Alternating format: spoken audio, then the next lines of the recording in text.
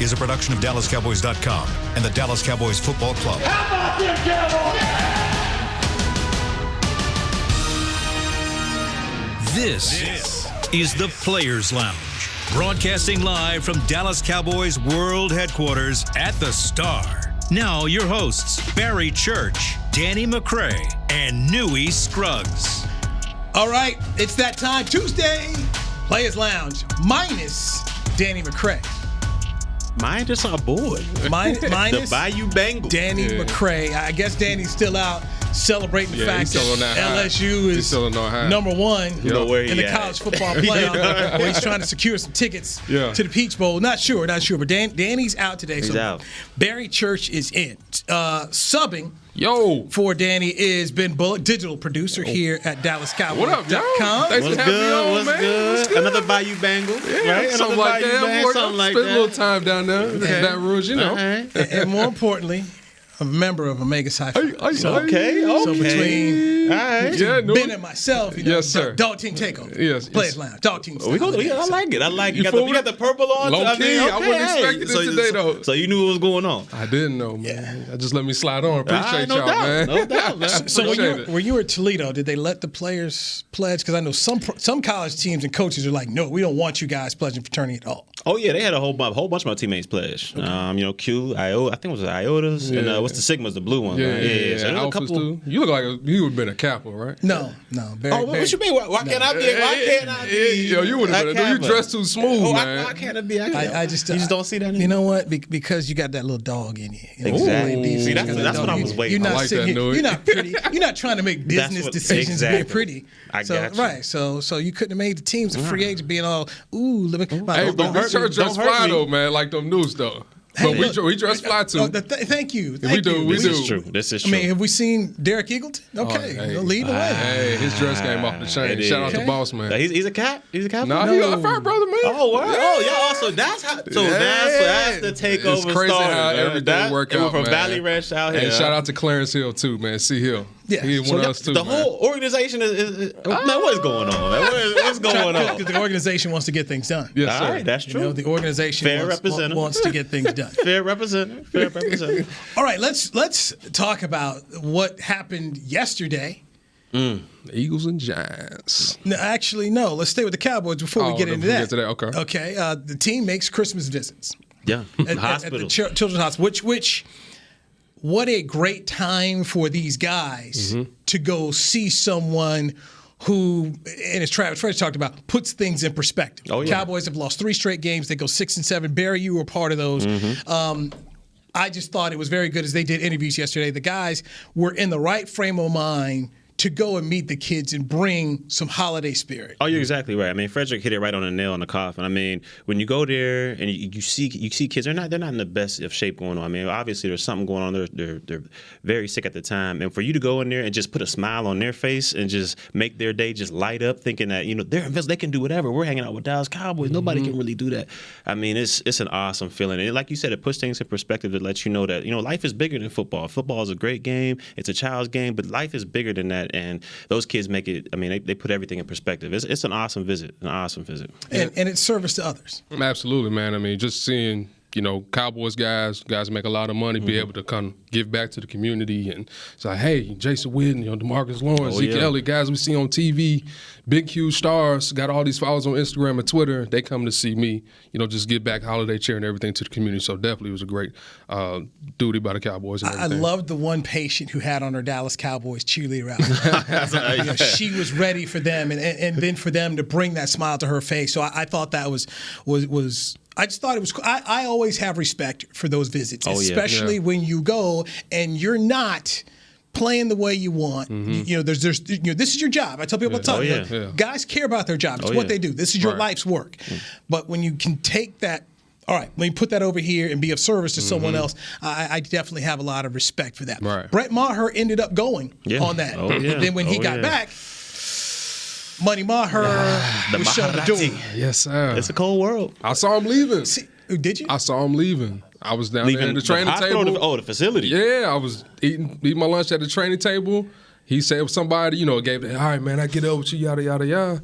that was his last goodbye, and I saw him walk out the building. Right after the hospital visit. Right after, man. It was about 11:45. It's a cold world, man. It's NFL, man. Okay, and now here's my thing. When you say that, cold world, I look at it simply. Yeah. This is performance-based. Business. Yeah. It is a business. You know, Bob Sugar said in Jerry Maguire, it's not show friends, it's show business. Are you in or are you out?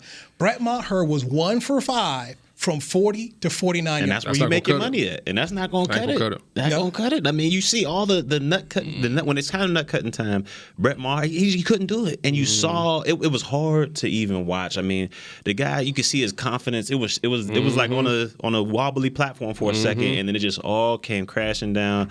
My man kind of fell to pieces out there. I mean, he missed the kick, the body language. He looked down and he just looked like he was disgusted with himself. And then to go out there, and then I think it was the next kickoff or the second half kickoff, I believe. Shanked it. You saw it. That's when it was over. He shanked it out of Yeah. bounds. That's when you knew it was pretty much a wrap for Maher right Barry, there. question for you. Yeah. As a former player, you know, when you see a kicker lose his confidence like that, is it like, oh, man, here we go. Everybody's real nervous when he tries out there to take a kick, or it's like, or are you still confident that he'll be able to do his job at the end of the day? So the guy I played with, Dan Bailey out here, who's one of the most, he's historically. Yeah, you really have to deal with too much with Dan, historically one of the. But when he did have his little bit of slumps, I mean, everybody kind of boosted his confidence. You got this, man. No matter, even though if you miss one or not, And we he's a know team you. captain And too, he's right? a team captain. Right. We knew he had that just resolve, that just be able to come back from even when the odds are against him, he's able to come back, and he was able to do that for us. So we never kind of faced a dire situation like this one where you can tell the guys in a major slump. I mean, the thing about Dan Bailey had equity in years of service. That is true. This is Brett Maher's second year. And while the kicks from 50, 60 were all good, if you're not making 40 to 49, I was telling somebody the other day, I said, put in fantasy football terms where we all pick a kicker here. Right. This is a guy you weren't picking. And as those, you just because you're looking for people to make the kicks. I will, on my team, I have Will Lutz of the Saints. This is as money gets. And when you talk about that 40 to 49 yards, considering how, and Jerry Jones talked about his radio show, those are turnovers when you miss the kicks from where they put the football. And so when you can't make from 40 to 49, when you can't make it, they got a great field position here. And we know in the NFL, man, when you talk about that field position, when you're sitting here changing it from 20 to 30 yards, that's 2-3 first downs. Right. You give a team 2 or 3 first downs at a drive, you're losing. It's over. It's over. I mean, I think McCray pointed that. I think it's nuts. But do you think? Let me ask both of y'all a question. Do you think the Cowboys waited too long to pull the trigger? Absolutely. Oh, there's no doubt. There's no doubt. Okay. Absolutely. Rick Goslin, Hall of Fame. Shout out to Goose. That's my man. Yeah. Goose is big on special teams. I mean, that's the things he writes about all the time. He's just known for his special teams work. And Goose said the problem with the team was a lack of accountability. And he looks at the Cowboys. Okay. And I want to. This is after the Chicago game. I was there in the media scrum talking to Brett Maher. Listen to what he says, and we'll see. We'll talk about accountability after this soundbite. Here's Brett Maher. Brett, do you worry about any changes coming to your position, and how do you approach that mentally? And I can't. I felt like I did a good job staying in my lane this week. I felt like I hit every ball pretty well tonight, and I'll put my head on the pillow tonight, feeling good about what I did this week and moving forward. Okay. I ain't hear that one. You are going to go to sleep feeling good. You lost the game. Instead of making it a 10-10 game, it's now 10-7 Bears, and they've got field position. Wow. And I'm telling you, man, when he said that, I'm just looking at myself. I couldn't believe what I was hearing. Digging that hole. Like, no, you're letting the team down. That's true as well. You know what that kind of reminded me of? Romo's quote after the Eagles game in 2008. Remember that when they finished 9-7? He kind of says very similar to what Maher said. He's like, at the end of the day, it's about me. I'm not going to necessarily worry too much about the fans. As long as I'm comfortable with myself, I'm good. Well, he basically said, if this is the worst thing that ever happened to me. Exactly, yep. This isn't a bad life to live. Now, I'll say this. Having gone to Tony's hometown and seeing where Tony is from and Tony being a free agent, the way I took it knowing Tony was, hey, look, I got a whole lot of blessings in my life. Right. If I have to carry this, then I'll carry it. And I'll know, hey, dude, if this is the worst thing the Lord puts on me, then you know what? I cannot complain. That was the Romo I knew. And obviously, somebody once told me, said, Newy, words have different meanings. And so from the people who took it that way, if you didn't know Tony, you played with Tony. Yeah. You were there. That was how I took it. I never took it as Tony like, man, I don't care. It's all good. I didn't take it from Tony that way. Some other people did, though. Yeah. That can rub you the wrong way. It could. Like you said, no, you knew him personally. I knew him personally. He wasn't that type of dude, to take it like that. But if we're going back to the football sense of things, and my man talking about he could sleep all right with that one. I mean, it's hard for me to sleep. I missed 2 or 3 tackles out there. Man, I got to get back in the lab. I got to get back in the lab, right? It's hard for me to sleep. You keep missing kicks. Now, and here comes the essence of the game where I just listen to myself say, whoa. So he misses the kick, 42-yarder, all right? There's 5 minutes to go in the half. So the Bears have the ball 1st and 32. They end up going 14 plays, 65 yards, and they end up scoring on a touchdown pass to Robinson. That's the one where Jalen Smith. They went at him three straight times. Right. Where they went at 3 straight times. But that was when Jerry talks about a turnover. So it goes from possibly being 10-10 to a 17-7 ball game. Yeah, crazy swing. Crazy swing. And then went into the half. So it was 14 seconds left in the half. So that's what, when you talk about that, and then to say after the game, sleep well on the plane. I got that Dak sleep number, bed. You good? Thanks, Dak. I mean, that was when I heard that. Right. I said to myself, do you think somebody with Bill Parcells was here? You think a kicker be feeling good when Bill Parcells was around? Ain't no way. When Jimmy was here, you think a kicker be feeling all good? I mean, because Jimmy and Bill would run through him. Yeah. And that was the thing that Rick Gosselin spoke about. Hey, this team is too comfortable. But that goes back to what you were saying. He should have been cut a long time ago. It shouldn't have even got to this point. Yeah, you're right. It shouldn't have got to that point at all. And my thing, you go back to the Patriots. Well, they're on kicker number 4. That's it. The kicker you signed, Kai Forbath, this week. He was in New England. Yeah. He missed the extra point. Bill, thanks. He made a field goal, missed the extra point. Bill, thanks. We're good. So when you've got the best in the game, former special teams coach as well, said, we'll just move him through here. To hear the Cowboys say, well, it's not a lot out there. It doesn't. Yeah. Well, what you have isn't working, but at some point in time, as you're in a 3-game losing streak, stop lying to yourself. Yeah. Send some message to somebody. Yeah. We must get this turned around. Because you're right. If you don't make an example of somebody, everybody's just gonna get comfortable. Chilling. Yeah. If I mess up, ain't no big thing. And then next thing is, next year we'll get them. That you can sleep okay. Which to me, and I'm not a player, but Barry, when I hear that, you're telling other guys in the room, hey man, I'm good. That's You're true. not good. That's true. So how would you react to that, Barry, if you would have heard that? I'd have been sick. Because, me, back in the playing days, I'm sitting there thinking to myself, like, man, you got one job. Like, I know it's hard. I know kicking. I can't go out there and kick for nothing. Right. But that's your one job. But that's your one job. You ain't got to worry about plays. You ain't got to worry about plays. No real drills, nothing like that. You ain't hit nobody. You ain't got to watch no real film like that. You ain't got to worry about, how I'm attack this dude. Just got to make those kicks. And then, in the worst matter, then you kick it out of bounds and give up even more field position to the opposing team. I think the Bears is what average field position was like at the 40-yard line. 30.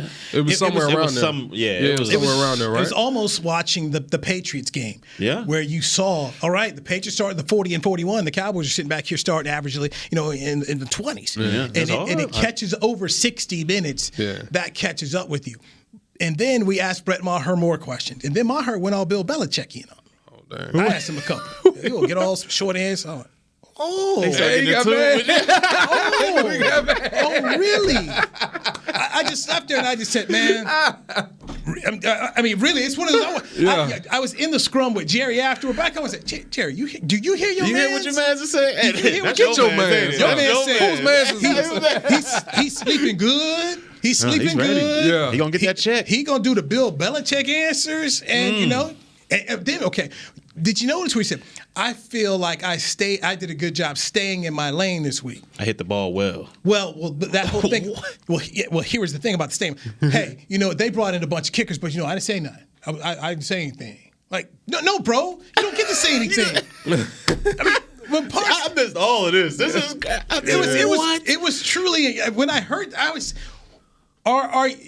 No. So bad. No. Like, yeah, I was that for me, that floored me more than anything when I left there was how Brett Maher approached things. It's like he was mad they brought in kickers and he was just like, why would they even do that? I stayed like he wasn't out here missing field goals. I didn't say anything about what y'all tried to do to me. You all tried to do me dirty. Whoa. Like they tried to sabotage. Like somehow you're they shouldn't bring any competition for you. I mean, quiet as kept, you replaced the old kicker too, doing the same thing. I mean, the same way I should say, yeah. All right, so he's gone. But it for me, that was what I took away and just said, Jerry has got to make a move because here's someone who feels comfortable not performing. And what's the line from Life?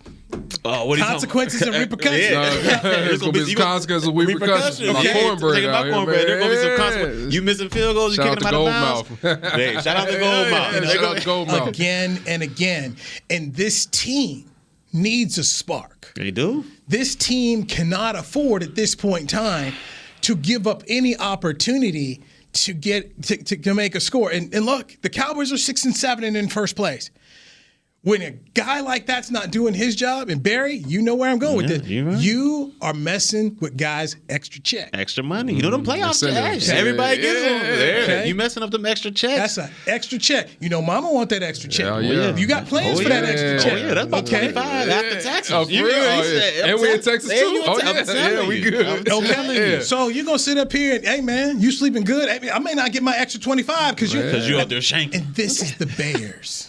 Okay. Yeah. It's the Bears. Man, look, man. There's a lot of problems on this team. When we come back, they ain't helping out. We want to dive into some of those problems. No doubt. We will talk about the Bears. The Rams game is coming up. We've got to get into that. And we've got our football phrase of the day. Ben Bullock is sitting in for Danny McCray. Yes, indeed. He's Barry Church. I'm Newy Scruggs. This is the Players Lounge on DallasCowboys.com radio. Yes, sir.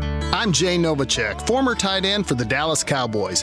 Back in the day, I was the guy who always got the tough yards, and that's why I run with John Deere today. In fact, I have a John Deere 3025E tractor that can handle any yard work I need to do, even the tough yards way out back. So if you have 1 acre or 1,000, John Deere has the equipment that's just right for you. Visit a John Deere dealer today and run with us. We are the official tractor provider of your Dallas Cowboys. Whether you're into being a part of this or more into something like this,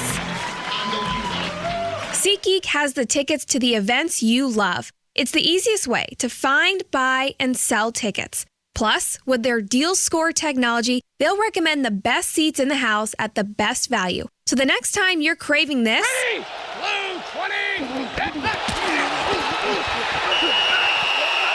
download the SeatGeek app and let's go. SeatGeek. Want to use what the pros use? How about the official men's skincare brand of the Dallas Cowboys, Jack Black? Right now, you can get the Jack Black Starter, a curated collection of Cowboys locker room favorites for just $10 with free shipping. The starter includes 4 Jack Black skincare favorites, plus a full-sized intense therapy lip balm. Go to getjackblack.com/Cowboys and use the code word TEAMJB. That's getjackblack.com/Cowboys. The Jack Black Starter, $10, free shipping. Ready? Okay. Give me an S. S. Give me an O. O. Give me an S. S. Give me an O. O. What's that spell? So. Are we gonna win? Not if we play like we cheer. Just okay is not okay. Whether it's cheerleaders or your wireless network, AT&T is America's best wireless network. Best network based on GWS One score September 2019. Back to the Players Lounge. The annual Christmas at the Star is presented by Albertsons and Tom Thumb and returns to the Star in Frisco.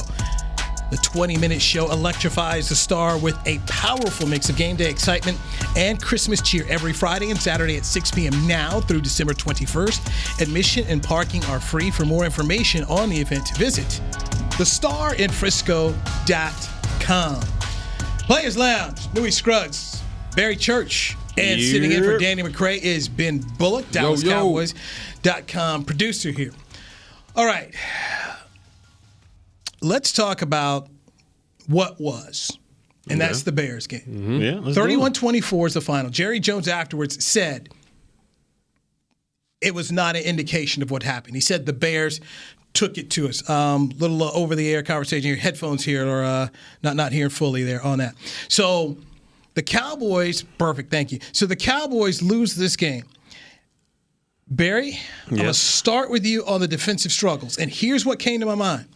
Mitchell Trubisky out here looking like the white Lamar Jackson. Okay? Lamar Trubisky. He's running through him. He's throwing it. Remember the Titans. Right? So 4 touchdowns. So I look at him. Then the week before, you got Josh Allen. Same thing. Then you got Jeff Driscoll. He started it. Okay. He Kirk Cousins. So I'm sitting here and I'm looking at this team and I'm just saying they're taking guys who were struggling in the season and they've come up with some real good games against the Cowboys. So you tell me, what's going on? Yeah, to me, there's a lot of different things to point at with this defense, man, and it's frightening because last year, this was a top 10, top 5 defense going into this year. At the end of the year, they played really well. Yep, and then it's statistically, I think they're in the top 10 or they were in the top 10 before that. Numbers lying to you. The numbers were lying to you on that one, but there's a lot of things going wrong. Our corners, who last year seemed to just be able to play at a Pro Bowl level, they seem to be getting beat with regularity out here, and it's not like they're in coverage, but they're losing a lot of those 50-50 jump ball, contested balls. Especially Cheeto. They're losing all of those. People seem to be able to pick on Byron Jones. I'm not quite sure how. It's a big. I'm not sure if it's technique, if it's the new coaching system. I'm not sure what it is, but the teams are picking on my boy Byron Jones. And then you get to the front 7. I've never seen a Rod Marinelli coached team give up this much in the run game. This is something that Marinelli he preaches on. It's you got to be gap sound. You got to be gap disciplined. It's almost up there with loafs when it comes to Rod Marinelli. And it's like, and from what I've seen, and once you get them great, and from what I've seen, that Trubisky run when he ran up in there for 23 yards, man. And they're running around people, and it's like this is another thing. I just felt like this defense was playing really slow, and I'm not quite sure what to point my finger on that one. Yeah, his feet stuck in the mud. Trubisky was. Look at him. He was running. There's through a tight people. end I never heard of. Holt's going for 30-some yards. Look at the runs right there. Look at that. Gashing them, missed tackles, and you look at the hidden yardage. Look at the hidden yardage. And this is not a team that runs football well. Okay, at all. The Bears are not. And that's the part that I look at, and I just simply say. And Rod Marinelli was a stand-up person afterwards. But I go back to something Sam Darnold spoke about. Ben, you remember after the Jets game where he said, and this after being out almost a month with mono, well, the Cowboys do what they do, and we were able to, go out and score, which I took him as saying, hey, look, Cowboys are kind of predictable. This is not anything I didn't expect. And I'm thinking to myself, when a guy who is out with mono can come in, after being a month out, complete 23 passes for 338 yards and 2 touchdowns, this is a winless team beats you. This is a problem that people have figured out and cracked the code on this defense. Yeah, I think I've talked to Barry, and shout out to Caden Gates, co-producer of Cover 4. We've talked about this a lot, man. I feel like their scheme is too easy to figure out. Very predictable. And to their credit, Rod Marinelli's scheme is predicated on pressure up front 7 effort and all that, and also having ball hawkers in your secondary. We're not really having a lot of that right now. Dead last in the NFL. 4 interceptions. I think. That, and to go back to your Sam Darnold thing, and I was talking to Nate Newton about this. Why didn't we blitz Sam Darnold more often? I saw something today. We're ranked probably dead last in terms of how many times we blitz per game or percentage-wise. So to me, we're not mixing stuff up. I remember we played the Chargers a couple years ago.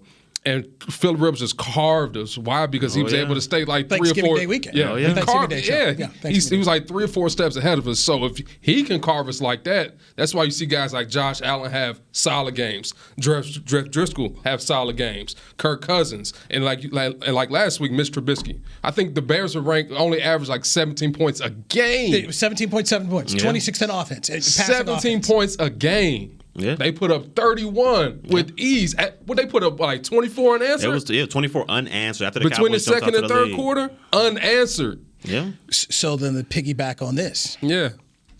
So we talked about Rod Marinelli. What's Chris Richard's part in the defensive struggles? I think he has to get some type of blame in there. We can't give him all the credit when they're flying high the first couple weeks, and then all of a sudden now it's just Marinelli's defense, and this is how. This is what's going on. He got to put blame on both of them, and it's hard to kind of pinpoint what exactly it is because there's such a litany of problems. It's enough. Put it this way, it's enough to go around. Okay. Yeah, there's enough. Yeah, there's enough blame to go around. So then I pose this here on the Players Lounge. Rod Marinelli's defense that Tampa 2. Yeah. I go back to Tampa 2. That's Tony Dungy who brought it to Tampa Bay. Monty Kiffin was the defensive coordinator, and Rod was the defensive line coach. Warren Sapp, first-round draft pick. I see where Booker you're going. McFarland, first-round draft pick. So Tony brought that to so Tony also had been a defensive coordinator in Minnesota. Lynch too. In John Minnesota. Lynch. John Randall, Hall of Famer. This is true. Keith Millard. Yeah. He was in Kansas City. Good players there. But Tony played his Pittsburgh. Who were his Chuck Noll. teammates? Joe Green. Oh, you a Pittsburgh? You know? Yeah. Steel Curtain. So the Tampa 2 defense, all of that is nothing more than Pittsburgh's defense that Chuck Noll and George Perlis put in. It's predicated on a dude who is in the middle, who can control things. A Joe Green, a John Randall, a Warren Sapp. Derek Brooks. So when you start to look at how Rod Marinelli's defense was good and what got it Tampa Bay, so Sapp, first-round pick. Booker, first-round pick.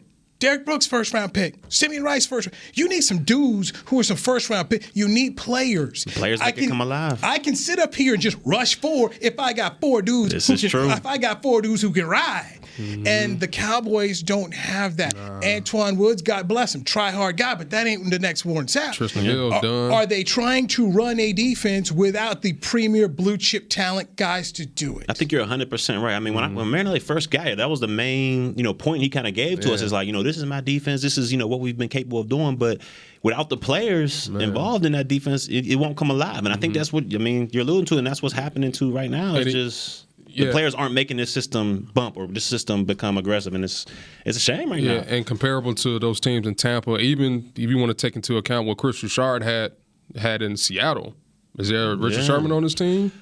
Is there Brandon Browner on this team? But I go up front. Even up front? Definitely up front. Cliff Averill and Mebane, and you got Bennett. I mean, because that, and this is my thing, and not to discount the back, but Warren Sapp always said it best. Back don't work without front. And in that defense, it's the D line, and that's the thing you got to have. And so the Cowboys, they invested a lot this offseason too in the D line. They invested, but and the ends are good, but those 2 guys up front. Who's your Joe Green? Who's your Booker McFarland? Who's your Warren Sapp? You don't have it. You've got some guys who try hard, and Malik Collins, and I like Malik Woods. Too, man. Yeah, but it ain't Warren Sapp. Is it time in 2020 to go ahead and, if they're going to run the same defense again, is it time to spend a first-round pick on somebody who can? I'm not saying Aaron Donald, because Aaron Donald's a special player who's building a Hall of Fame type resume. But trying to go out here and spend a pick on a player like that, because in the past, Rod said, I'm okay, we don't really need it, and they tried to get Tristan Hill in the second round. He ain't working out. You got Chase Young out there. Well, they're getting Chase Young. He'll go too early. That is Heisman finalist. That is true. But even so, he's on the end. I'm talking about somebody. You're talking about somebody in the middle. That's my thing. My thing is trying to get somebody up here in the middle who can plug a hole and take 2 blockers. But right there, I mean, you got Tank at the end. Maybe Quinn is back. I don't think he's coming back. He might have priced himself out. But just that, at some point in time, you got to get somebody. That can do damage. I would say yes, the time is right. But at the same time, you don't want to reach. You know what I mean? So do you go after proven players, or are you thinking like more draft? It just depends on how it shakes out on the free agency end and on the draft end. You know I will say there's a very deep defensive tackle class coming out this year. Okay. All right. So shout out to Kyle on that. So definitely when the draft show rolls around, we'll be able to check that out. But if that player is there and wherever they pick in the first round, I say definitely go for it. But they also going to have other needs on this roster, too, depending on how everything shake out with free agency. Going to be different. You know what I mean? Malik Collins, he's up. Yeah. Tyrone Crawford. Yeah, Crawford probably done. You know what I mean? Look, is there a bigger need than to get a 3 technique?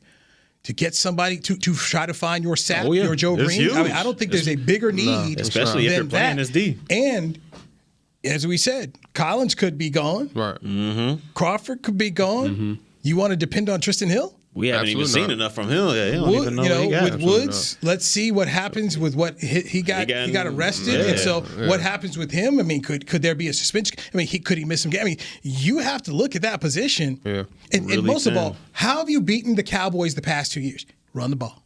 Right up the middle. And it all started with the Colts game last year, and also the Rams game and that team's C.J. coming in this Anderson week. went off. C.J. Anderson, is he in the league right now? I don't think is he in the league right now? Who's he playing for? I know he got released. Thought he was up in Detroit. Well, he ain't played because Bo Scaro played. Big Bo's in there. But he might have got hurt. But I'm pretty sure he might be made his on way IR up in Detroit. I might be out, but I believe that was the last place that I saw him. So a dude who torched us last year in the playoffs is not even active and probably wasn't even a first string back in Detroit. No, he wasn't. He wasn't because it was the kid from Auburn.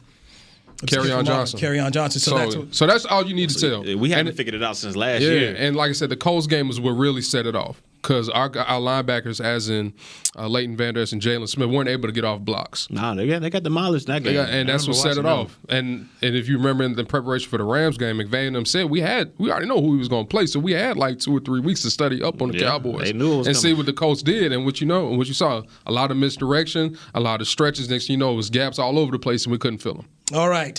So that's what was. Let's get into what will be. Okay. That is the Los Angeles Rams coming to town, having won 2 straight games. Jerry Jones had a comment about Urban Meyer and possibly Urban Meyer coaching the Cowboys. We'll dive into that and our football phrase. He's Ben Bullock. That's Barry Church. I'm Newy Scruggs. This is the Players Lounge. Ready? Okay. Give me an S. S. Give me an O. O. Give me an S. S. Give me an O. O. What's that spell? So. Are we gonna win? Not if we play like we cheered. Just okay is not okay. Whether it's cheerleaders or your wireless network, AT&T is America's best wireless network. Best network based on GWS One score September 2019. Ladies and gentlemen, it's that time again for Tailgating with the OtterBox Boys. OtterBox, the company that builds wildly overprotective phone cases? The one and only. But cases are just the start. OtterBox is the official outfitter of tailgating. If they can keep my phone safe, what can they do for my parking lot party? How about protecting your beverages from suboptimal drinking temperatures with their elevation tumblers? And OtterBox elevation tumblers come in 3 sizes, a 10-ouncer, a 20-ouncer, and even a 64-ounce growler. Check out all the colors and sizes of their elevation tumblers at otterbox.com. Whether you're into being a part of this or more into something like this, SeatGeek has the tickets to the events you love. It's the easiest way to find, buy, and sell tickets. Plus, with their deal score technology, they'll recommend the best seats in the house at the best value. So the next time you're craving this,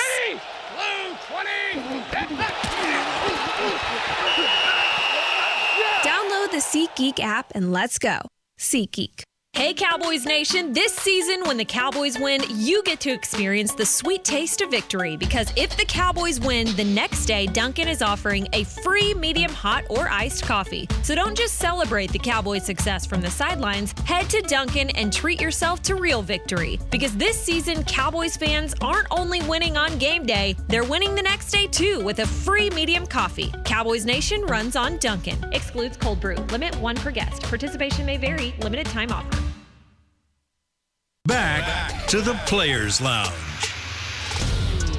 Hey, don't miss your chance to take a photo with Santa at the start of this holiday season. Santa Claus will be at the Cowboys fan theme set within Fans United at the Star in Frisco now through December 24th. For more information and to book your photo, visit thestarinfrisco.com/Santa.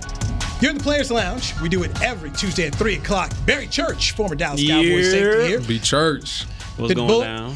Joining us right now, he is a DallasCowboys.com producer. The legend. Yes, the legend. No, you the legend. Producer legend. Hey, Newy, before we get into this next segment, I just want to let you know what my favorite play of Barry Church was. I tell him this all the time. I know what you're talking about. So, what year is this? 20... It was 15? 13. Okay, 2013. So we're playing the Minnesota Vikings at the crib at AT&T Stadium. So AP breaks through the hole, right? This is prime AP, by the way. It's prime AP. And mind you, AP wasn't wearing no gloves this game, so you know he was about his business. So AP breaks through the line, right? And I'm thinking he about to score. I'm like, oh, man, they about to go up. My man B. Church makes the greatest tackle ever. You know it was going. One hand grabs AP by the leg. That's all I needed. That's all I needed. And AP on the ground. I appreciate it. That's all I needed. I was like, B. Church with my man. All day, he didn't go all day. Right? He tackled with one hand. And what AP say to you afterwards? No, he just got up on it. Good tackle, man. Hit me on the head. Let's go. My man definitely did carry about 4 of us in the end zone that day. Oh, he definitely did too. Early in the game, right? Heath and them boys. Oh, man. That was a rough game, bro. But y'all won that game. We won. Yeah. You know what I'm saying? Dwayne Harris on the touchdown. That slant. Romo on the 2-minute drive. Yeah, my Barry Church memory is when he first got to the Cowboys. Yeah, and so undrafted. Yeah, so I was always into looking at guys who were free agents, and I tell you the truth on this, and you can ask Terrence Newman. When Tony Romo came here, I knew Tony Romo was the Walter Payton Player of the Year at Eastern Illinois, and Terrence had played against Romo and Carson Palmer, and he said, Tony Romo's the Carson Palmer of small school quarterbacks. Wow. And so it was always a guy that I kind of like, here's a free agent that I thought. So anyway, I was like, I like this guy. And Barry coming to Toledo, and I remember Randy Galloway got in on that too later on. Like Barry Church, Barry Church from Toledo, and he ended up making the team. And then my other one is on Barry is knowing that he wasn't coming back. Oh, yeah, for sure. I knew that about week 5. Barry's gonna be like, I can't pay Barry. No. I knew that was happening. Barry Ball, well, they don't pay safety. They don't. We've seen it. And that's where fans at times I try and tell. There's a pattern here with every team about what they value and where they're going to pay. Just look at it. Every team has it. It's not just the Cowboys. Just go look consistently. The Cowboys do not put money in or high draft picks into the safety position. That's it. The last one that got paid was Sensenbaugh. No, the last big one was actually Ken Hamlin. Oh yeah, Hamlin signed I think like a 30. He get like a 30, something like that. But remember, Ken came over on a 1 year deal, $5 million deal. And then the Cowboys went 13-3 or whatever. Yeah, he made the Pro Bowl like pretty much 20 million people made the Pro Bowl, like 12 Pro Bowlers. And then being from Arkansas, Jerry let me sign this check real quick. He ain't stayed no more than 2 years after that. If he went to LSU, I don't think he'd have got that money. But Jerry would take care of a hog, man. They got to take care of them hogs. Jerry will take care of the hog. Yes. And Felix. And Felix, man. He played both of them dudes, man. Uncle Felix, man. Uncle Felix, man. Yes. All right, let's talk about what will be here on the Players Lounge, and that will be the Los Angeles Rams coming to Jerry World. The Cowboys 6-7, still in first place. Philly won. Okay, they came back and beat the Giants last night. Not a shock to me. It was ugly. They have a whole bunch of issues themselves. They got some issues. But here are the Rams, 8-5. Cowboys have beat a team with a winning record. They've got 2 wins since losing to Baltimore. LA has won 3 of their last 4. Here's a couple things that stood out to me. They beat Seattle 28-12. We saw it on Sunday Night Football. Handle it. 162 yards rushing. In the Arizona win, their last 2 wins against Arizona, 132 yards rushing. And then when they beat the Chicago Bears, they had 110 yards of rushing. We know what happens to the Cowboys when teams want to run the football. And we go back to last year in the playoffs when they chewed the Cowboys up. Todd Gurley over 100 yards, C.J. Anderson over 100 yards. I mean, like you said, last year, they chewed them up and spit them out last year. And we know this whole season, people have been able to run the ball on this Cowboys defense, and we haven't figured out how to way to stop it. And you got Gurley coming in here, and he, like you said, the last couple of games, he's going back to his old ways. He's picking up steam, and they're giving him more and more carries. They're not relying that much on Goff's arm. They're setting up basically Goff passing the ball through Gurley's running abilities, and that's a sticky situation for those Cowboys because if they go into this game and they don't take away one specific thing from the Rams, they let them do both. I'm telling you right now, we're in for a long night, and I don't think we'll get the dub. But if they're able to take away one aspect of it, I think they got a chance. It's just going to be tough, man. It's going to be tough. Man, look, we gave it 31 to the Bears. 31. What you think the Rams going to do, man? Ooh. What's Sean McVay calling the shot? The problem will be not just the rushing. You got Gurley. Now they've got Malcolm Brown. It is true. And definitely Malcolm Brown, when you talk about trying to pound the ball in from 7 yards out, and he can also catch the ball. So there's that. What beat you last year is still there. They've saved Todd Gurley. They're now playing Todd Gurley now here in December. They said they were just trying to make sure he saved his body. So you're using him now. Brandon Cooks is back. Part of the struggles for Jared Goff when Brandon Cooks was out, and he was just going to Cooper Kupp. And then the last couple of games, people decided, like Baltimore, we're going to take Cooper Kupp out. But now Cooks is back, and Robert Woods is sitting right here with one-on-one coverage, scored his first touchdown of the year last year. When it comes to third down, against Seattle, they were 7 of 13 at home. Against Arizona, 8 for 15. This is what they've done in their last 2 games. They found their defense.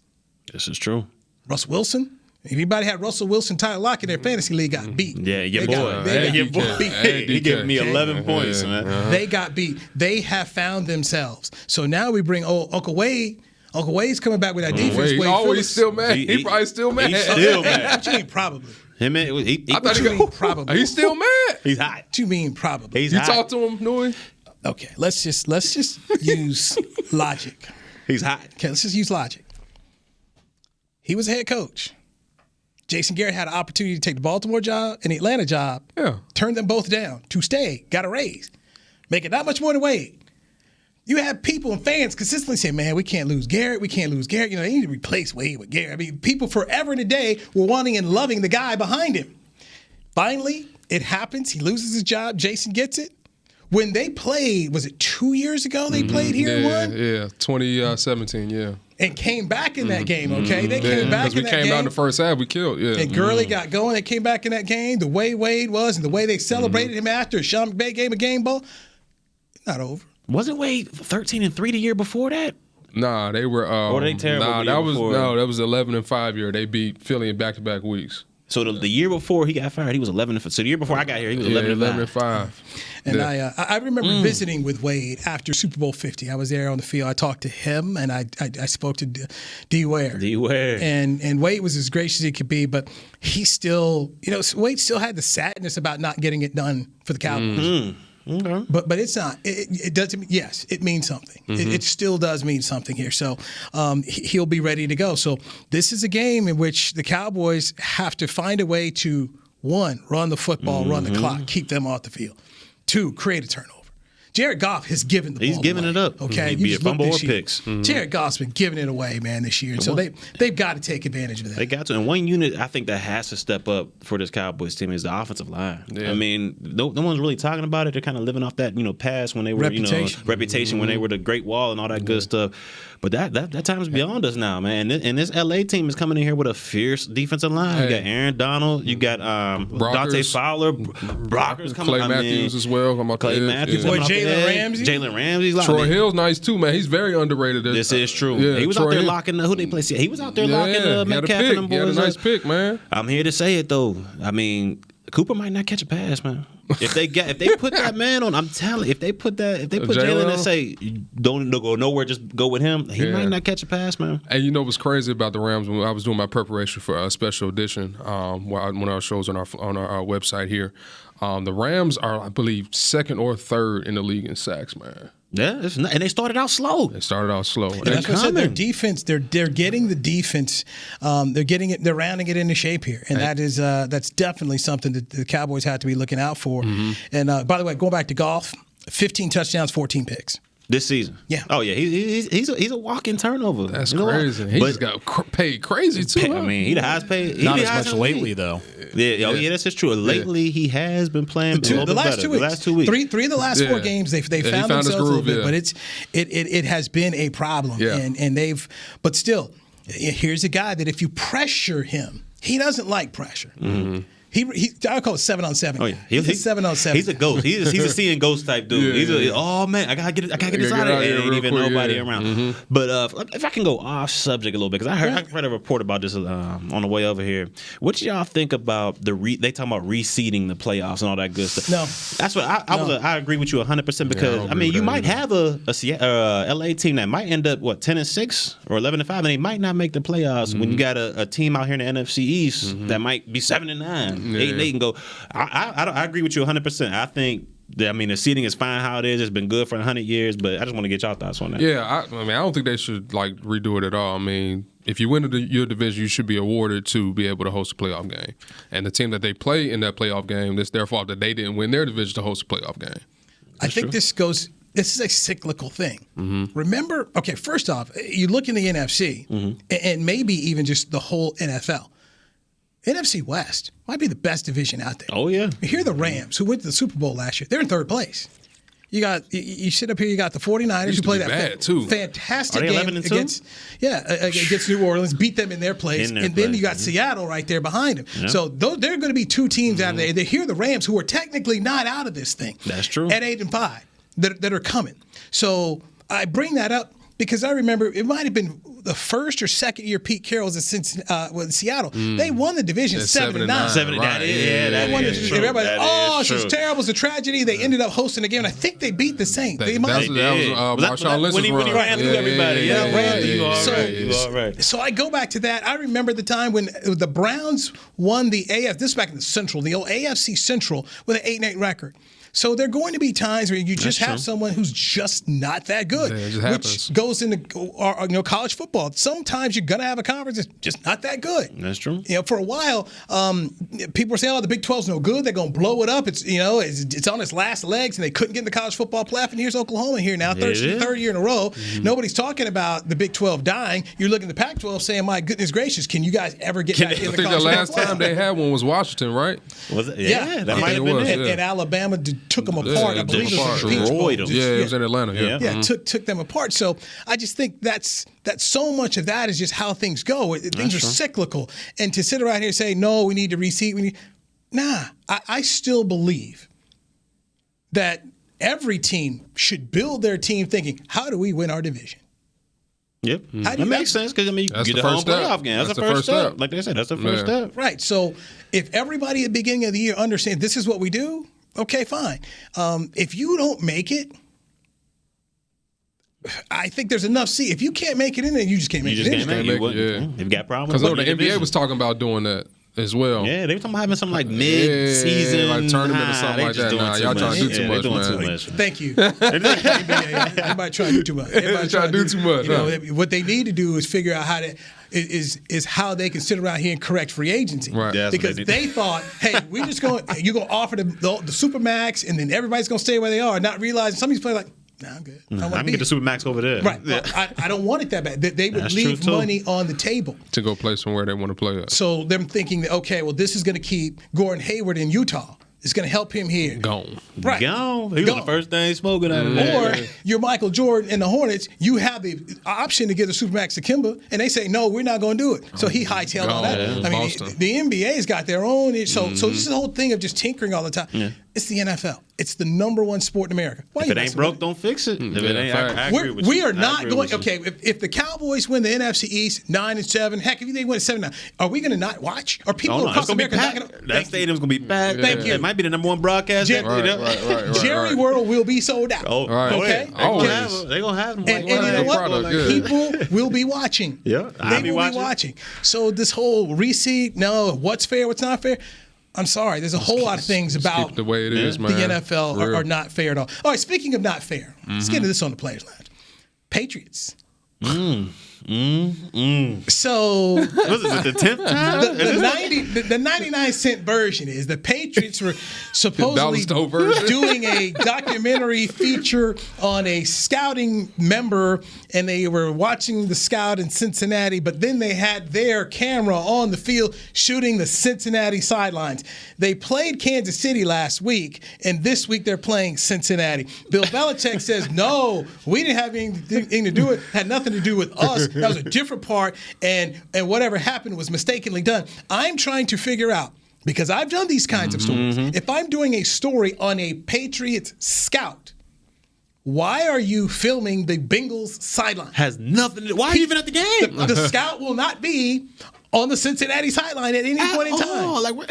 I don't. If I need video of you, I'm going to follow you. Ben is not going to be as the Patriots scout on the Cincinnati sideline. You looking straight at the. Why is it the camera even focus on the field? And just for Belichick to say, you know what, it was inadvertent, we didn't mean to. No. The NFL got to say something. They got to, because what's next going to happen is the Cleveland Browns or somebody's going to sit there and be like, we filmed it. It was an accident. You can't penalize us, but then not penalize the Patriots. It's just a slippery slope. You got to say something. You got to keep it even. You got to say. But will they?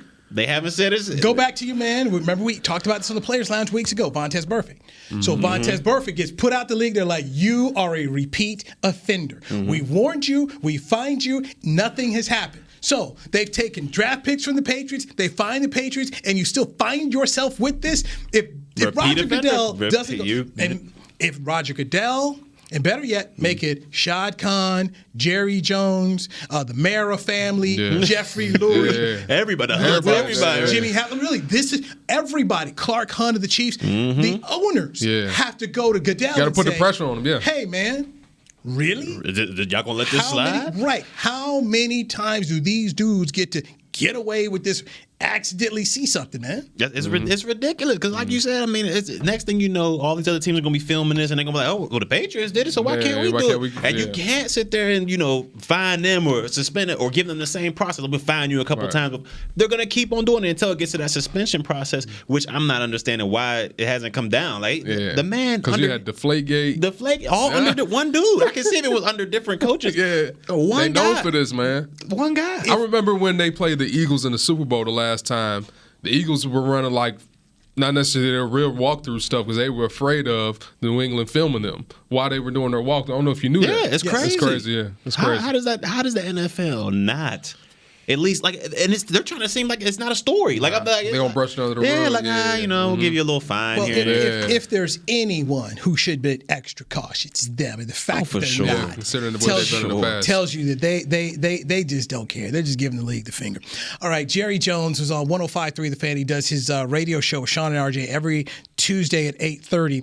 They asked him about former Ohio State Buckeyes head coach Urban Meyer, who's now a Fox broadcaster. Take a listen. Offsides. It didn't, but you got some really fine football players trying to make a play. And in that particular case, those guys got those offside penalties, pre-snap penalties, because they were trying to get out there and make a difference in the game. So I'm addressing your question. Do we have the right attitude? Are they physically able to have the fire, to win that game and play better defense than we played against Chicago? Yes. Jerry, before we let you go, there was a report from Jane Slater on the NFL Network. Can you confirm that report? There's been a recent meeting between Steven or yourself and Urban Meyer. That's not correct. I can confirm that it is absolutely not correct. With you guys, we have not met with any coach, not met with any.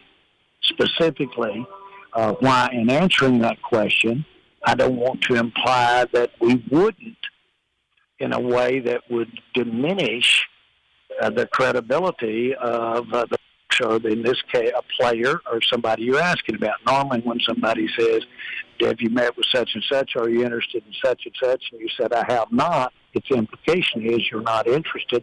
That shouldn't be brought forward either. The facts are we just have not talked to any coach. Potential coach in the NFL. Hey, Jerry. Okay, so that's Jerry Jones on 105.3 The Fan. I'm going to ask you both right here on the Players Lounge. What was your interpretation of what Jerry just said? Ben Bullock, you first. It means that he didn't talk to him face to face. He probably shot him a text, gave him a little call. Hey, Urban, what's going on, man? Just want to check in with you, see how you doing, and we'll see what happens at the end of the year. We want to kind of gauge your interest, and, we were still hoping that we're going to make a run, but if we don't, Jason's contract is not guaranteed after this year. So, hey, if you're interested, you want to put a plug in your ear. Now, that's kind of the way I took it. I mean, I took it the same exact way you took it. I'm thinking they didn't meet up in person. They didn't go out to lunch and discuss details, all like that. But, I think there was a phone call maybe that happened. And, he was just seeing, like you said, gauging the interest level of what he would want to coach here with the Cowboys. But he kind of made it seem. He just left, like Ohio State, health reasons. Exactly. And stuff, my question, do y'all think he would be a good fit in the NFL? I think so. You think he'd be? I don't either. Why don't you think, Newy? Urban Meyer, first off, let's talk about the Cowboys job. I've said this. He said the NFL. Right. And here's my thing, but it's the Cowboys job in particular. Mm-hmm. Urban Meyer's a guy who likes to be a star. You come to the Dallas Cowboys, you're the head coach, you're not the star, you're the co-star. Cowboys featuring Urban Meyer. Okay. So that's a part of it. And he's a notorious control freak. This is a job, in my opinion, that someone needs to have NFL experience. Could Urban Meyer maybe go to Jacksonville or Cleveland if they make a move, or Jackson, New York, whatever? Yeah, he could possibly do. He's a smart guy. But when I think about the Dallas Cowboys, because that's what I'm caring about right now, what we do, I don't see him as a fit. I'll go back to something Jerry Jones has said before many times. Jerry's a quote, just because I said it doesn't make it so. Okay? I never understood I'll repeat. that. I believe. Okay, here's what it is. You asked me, no, I didn't talk to nobody. But I got to tell you, I didn't talk to nobody because I still got a guy who's a head coach. Jerry Jones met with Bill Parcells at an airport in New Jersey while Dave Campo was still the head coach. Now, technically, we all know that's not nice. That's not how you're supposed to do it, but he did. Yeah. To think that Jerry Jones wouldn't have a conversation with Urban Meyer, who openly campaigned on TV. He did, on TV. Talking about the job. He did. And USC's job is not available because they said we're going to bring Clay Helton back. If you aren't having a conversation. You're having some. If you aren't, you're not doing your job. Well, there's smoke, there's fire. That means you're not. So you got a history. Got a history already of going out to do it. But when he says, just because I said it doesn't make it so, I'm just telling you right there, that is something. And then he went out of his way. Hey, that's not to say we won't talk to him now. I ain't talked to him. But I'm not saying I won't talk to him. But I'm just letting you know, I ain't saying nothing to him. I said nothing to him. But could I holler at him later? He told a lie better than anybody. I might holler at him later. You tell him I might holler. Don't tell him that I'm saying you're not worthy. Yeah. It's all about how you word it. Right, right, all day long. It's like, if I wasn't married, I'd date you. But if I'm not married, I just want you to know I would, because you look good. But I'm married right now, though. But if I got unmarried, you could be my first option. I would call you. Yeah. You know that, right? Yeah. Okay. You're number one on the list. Number one on the list. And I'm married now, but you never know. That's how I took it with Jerry. Okay. But we all with you on that. But we all know, as a general manager of a team, got to have a short list. It's got to be there. Yeah. Everyone, every athletic director, that's a part of the job. That's true. You're not doing the job if you do not. Urban Meyer is someone that you would talk to. Why would you not talk to him? I mean, he's been successful at every single spot he's been. Utah. You may not hire him, but he's someone who's earned the right to have the conversation. All right, we got 4 minutes left. I want to make sure we get this in here. We always talk about the Players Lounge. We asked Barry and Danny for a football phrase, and your phrase is keeping the cup. Yeah, so my phrase, keeping the cup, it's strictly a defensive phrase, and it's for the defense. I mean, it's basically like a cup. Like you got a cup right here, and you pour water in it. The cup is keeping that water in there. So basically look at it like that and say a cup is when you're going up to tackle somebody. Like in the Chicago Bears game, when they were running all around our defense. The cup is you have an interior force player that basically doesn't let anything get cross his face back against the grain, back against to the defense. You have other outside force player, and his responsibility is not to let anybody outside of him. So that's usually your corner, your defensive end, whoever's that force guy. Whoever's that outside contain guy. And then the cup part, the sealer part of the cup is what we call the apex player. And that's like your free safety or your linebacker coming in head first to smash on the dude. So that cup keeping there is supposed to keep that running back, that whoever the ball carrier is supposed to keep him in that cup to make sure he doesn't get any yards after catch, yards after run, all that good stuff that we've been seeing with this defense. They have not been able to keep the cup. We've been seeing these boys get ran around, missing tackles left and right. So the football phrase of the day is, and for this defense going forward, is keeping the cup. You got to keep the cup versus offenses. Nowadays, especially with all these screens and all these receivers being able to. A lot of that this week. A lot of it. So my advice going forward, and the phrase of the day, so everybody knows, is keeping the cup. It's to eliminate explosive plays, and hopefully the Cowboys take a heed. Yeah, we're going to have to steal that for cover 4, bro. No doubt. Get your hands up. So, Rams, Cowboys, Sunday. After that, Cowboys in Philadelphia. Alshon Jeffrey is now out for the season, foot injury.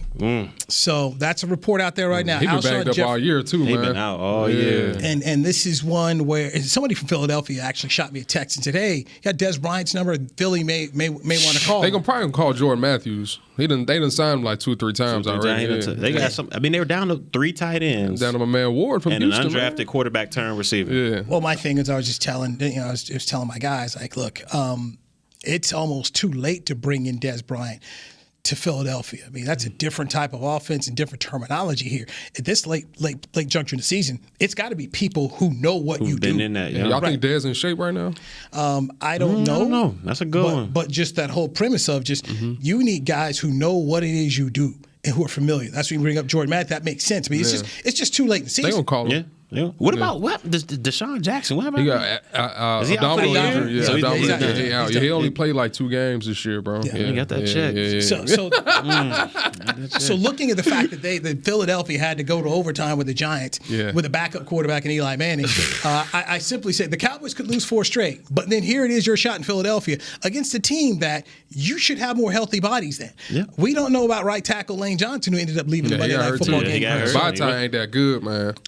He looked bad. Yeah, he looked real bad. Stuck in the mud last night, man. Big time. So you could lose, be on a 4-game losing streak, still go to Philadelphia and get this division. So it's not done at all. It is not done at all. And while fans can be frustrated, you can win 2 more games here and be good. You win 2 games. You hosting a playoff game, and this Philly team is nothing like. I mean, I wouldn't say they're nothing, but it's just like you shouldn't be scared of them, man. They've got problems. They got big time problems. As many problems as you have, they probably have more problems than you. You're going to definitely have more healthy bodies than they do. You're going to have you'll be able to out talent them for sure. You're going to be able to out talent them in terms of healthy bodies and getting out there. But that's been their problem. They've been thinking that the entire year. Yeah, that's exactly. That is true. We've been able to out-talent a lot of teams. That's true. They cannot think like that anymore going forward. But my goodness gracious, when it comes to the NFC East, they're good. That is true. They'll get stopped when they get to.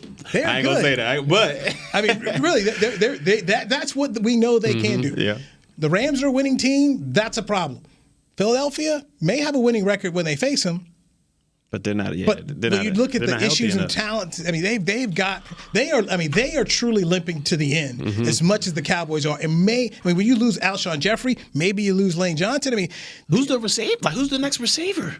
Literally, it's going to be you dialing up routes now for Dallas Goedert as a starter along with Zach Ertz. They playing one receiver and 3 tight ends. And then they call Bryce. JJ Arcega-Whiteside, he out the game. He pulled like a ham. So he was limping off the field. That's why I say in 2 weeks. See if Urban Fryer available, huh? What you know about Urban Fryer, man? Urban Fryer. Pull Mike Quick out the booth. Mike Quick out the broadcast booth. So I mean, this is kind of some interesting stuff. So it will be. It's not over. As frustrated as fans are, this story is not over. There's still some more pages to be written, and they could lose to the Rams and still be in that position because the final 2 games are Philadelphia and Washington. Yeah, they can still get in there. And anything can happen once you get in there. Facts. I mean, we've seen that. Here's my question for y'all. Do you think the Cowboys are desperate? I would hope so. Because they don't act like they're desperate. They feel like, man, we got this division lined up. We can get 1 win and all that. Now, here's my fear when they do play Philly. Philly's going to be the more desperate team. And you don't want to play with a team like that. I don't care how much talent you have and all that. But if you let a desperate team at home outplay you at home, it can be curtains. If you are on a 4-game losing streak, is it more desperate than that? Knowing that this is the game that determines that extra check? We'll see. But we've seen them get off to the last 2 games they lost the exact same way. Hot start and just fall off a cliff. Yeah, getting killed. So they have been able to get off their backsides and be able to bounce back and respond the last 2 games. When it's been the complete opposite the rest of the whole entire season before that. They just haven't been able to respond to adjustments. Exactly. And that's just not the players on the field. That's coaching. Yeah, that's true too. Oof. We'll see. Did I touch something there? My bad. You might have. You might. What time is it? We're out of time. Thank you. Next week on the Players Lounge. Thank y'all. Appreciate it, man. Ben Bullock. Hey, thank y'all. Check out Cover 4 special edition, Somos Cowboys, other things, man. But thank y'all. Appreciate having me on, man. No doubt. Appreciate it. Barry Thanks for coming on. Always good stuff. I'm Newy Scruggs. This is the Players Lounge. Yeah. This has been a production of DallasCowboys.com and the Dallas Cowboys Football Club. How about this, Cowboys?